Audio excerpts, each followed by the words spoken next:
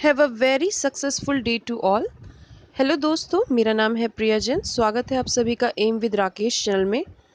हाजिर हूँ एक बार फिर 24 अप्रैल में डेली करंट अफेयर्स सेशन के साथ। तो शुरू करते हैं आज का सेशन लास्ट वीडियो के क्वेश्चन के साथ।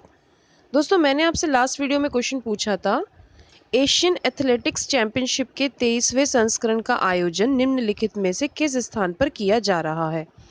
तो जितने भी लर्नर्स ने, जितने भी व्यूअर्स ने आंसर दिया है, बिल्कुल सही दिया। इसका सही जवाब है दोहा। बढ़ जाते हैं आज के सेशन के प्रश्न की तरफ। तो देखिए, आज के सेशन का प्रश्न क्या है। अफ्रीकी देश मालवी विश्व के सबसे एडवांस मलेरिया टीके का परीक्षण करेगा। इस टीके का नाम क्या है। तो आपको इस वैक्सीन का नाम बताना है कि क्या नाम है। ऑप्शंस आपके सामने हैं, आपको पता हो तो जल्दी से आंसर कमेंट बॉक्स में डालिए, और जो भी एक्स्ट्रा इन्फॉर्मेशन हो आप वो भी हमारे साथ शेयर कर सकते हैं। तो शुरू करते हैं आज के फर्स्ट क्वेश्चन का। देखिए, हर वर्ष विश्व पुस्तक दिवस कब मनाया जाता है। तो देखिए, हर वर्ष विश्व पुस्तक दिवस कब मनाया जाता है। तो देखिए, इसका सही जवाब है ऑप्शन बी, 23 अप्रैल। देखिए, यूनेस्को और अन्य संबंधित संगठनों द्वारा हर वर्ष 23 अप्रैल को विश्व पुस्तक दिवस मनाया जाता है। अगर बात करें इसे पुस्तक दिवस के अलावा, विश्व पुस्तक दिवस के अलावा इसे कॉपीराइट दिवस भी कहते हैं। मैंने हमेशा कहा है कि थीम्स और सब्जेक्ट्स जो होते हैं वो इम्पॉर्टेंट होते हैं इस तरह की चीज़ों में। तो इस वर्ष का विषय क्या रहा है, ये रहा है शेयर अ स्टोरी। चलिए बढ़ जाते हैं नेक्स्ट क्वेश्चन की तरफ। क्वेश्चन नंबर 2, हाल ही में किस देश में बम धमाकों के बाद आपातकाल घोषित कर दिया गया है।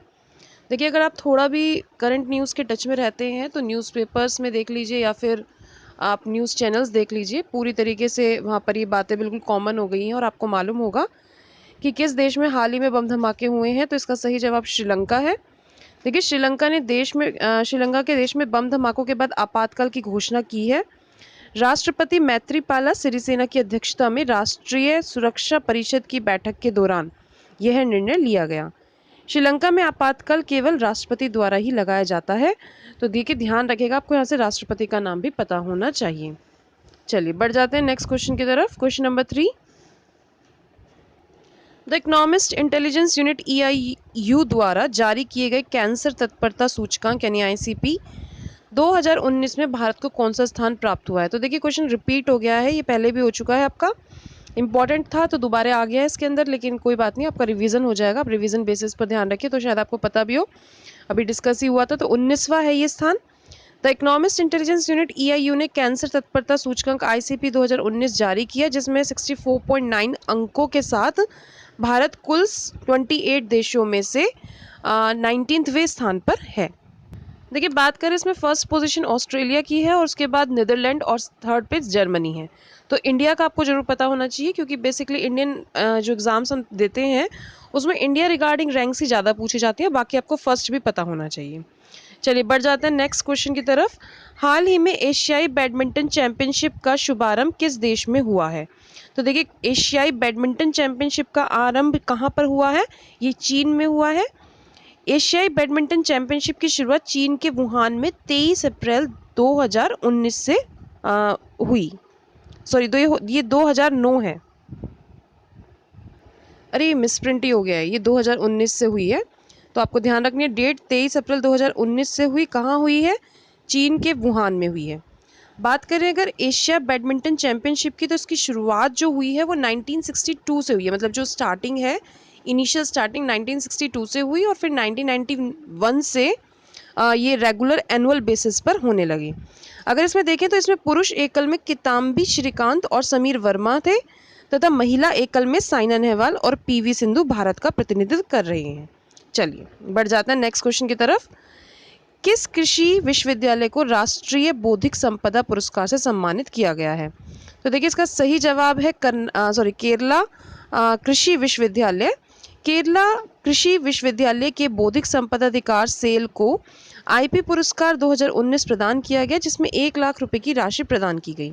यह पुरस्कार पेटेंट, ट्रेडमार्क और भौगोलिक संकेतक यानी जोग्राफिकल इंडिकेटर के क्षेत्र में काम करने वाले व्यक्तियों और संगठनों को प्रदान किया जाता है। चलिए नेक्स्ट क्वेश्चन देख लेते हैं। पेटेंट और व्यवसायीकरण, पेटेंट तो आपको पता ही है, व्यवसायीकरण मतलब कमर्शलाइजेशन के लिए शीर्ष व्यक्तिगत की श्रेणी में वर्ष 2019 के लिए राष्ट्रीय बौद्धिक संपदा पुरस्कार से किसे सम्मानित किया गया। तो देखिए, इसका सही जवाब है बेनी एंटनी को। अर्जुन नेचुरल लिमिटेड के संयुक्त प्रबंध निदेशक बेनी एंटनी को 2019 के लिए शीर्ष व्यक्तिगत राष्ट्रीय बौद्धिक संपदा पुरस्कार से सम्मानित किया गया। इस पुरस्कार के साथ बौद्धिक संपदा कार्यालय भारत और विश्व बौद्धिक संपदा संगठन यानी WIPO ने एंटनी को आविष्कारों के WIPO पदक से भी सम्मानित किया। नेक्स्ट क्वेश्चन देख लेते हैं। क्वेश्चन नंबर 7, निम्नलिखित में से किसने अपना नया उत्पाद साइबर सुरक्षा बीमा शुरू किया? तो देखिए किया है SBI ने। SBI जनरल इंश्योरेंस ने व्यवसायों को साइबर हमले के कारण वित्तीय और प्रतिष्ठित नुकसान से बचने के लिए या बचाने के लिए अपना नया उत्पाद साइबर सुरक्षा बीमा शुरू किया।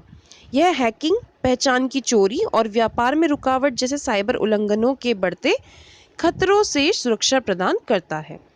देख लेते हैं नेक्स्ट क्वेश्चन। क्वेश्चन नंबर 8, 12 मई को होने वाले IPL फाइनल चेन्नई से डैश में स्थानांतरित कर दिया गया है। तो इसको कहाँ शिफ्ट किया? देखिए इसको हैदराबाद किया है शिफ्ट। तमिलनाडु क्रिकेट संघ TNCA द्वारा सरकार से IPL फाइनल से संबंधित अपेक्षित अनुमति न मिलने के कारण 12 मई को होने वाले IPL फाइनल को चेन्नई से हैदराबाद स्थानांतरित कर दिया गया है।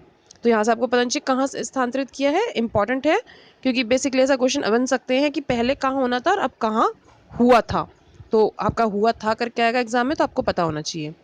नेक्स्ट क्वेश्चन देख लेते हैं। वर्ष 2019 के लिए स्टार्टअप इकोसिस्टम रैंकिंग में भारत किस स्थान पर रहा? तो देखिए इसका सही जवाब है 17th option is the correct. Startup public द्वारा जारी आंकड़ों के अनुसार 2019 के लिए स्टार्टअप इकोसिस्टम रैंकिंग में भारत पिछले साल 37वें स्थान से अब 17वें स्थान पर पहुंच गया।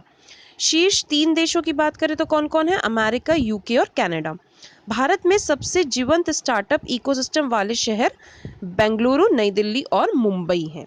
चलिए बढ़ जाते हैं नेक्स्ट क्वेश्चन की तरफ। आज के सेशन का लास्ट क्वेश्चन, डैश और पाकिस्तान ने आतंकवाद से निपटने के लिए दोनों देशों की सीमा पर एक संयुक्त प्रतिक्रिया बल बनाएंगे। तो कौन से देश की बात यहाँ पर चल रही है? तो यहाँ चल रही है ईरान की बात।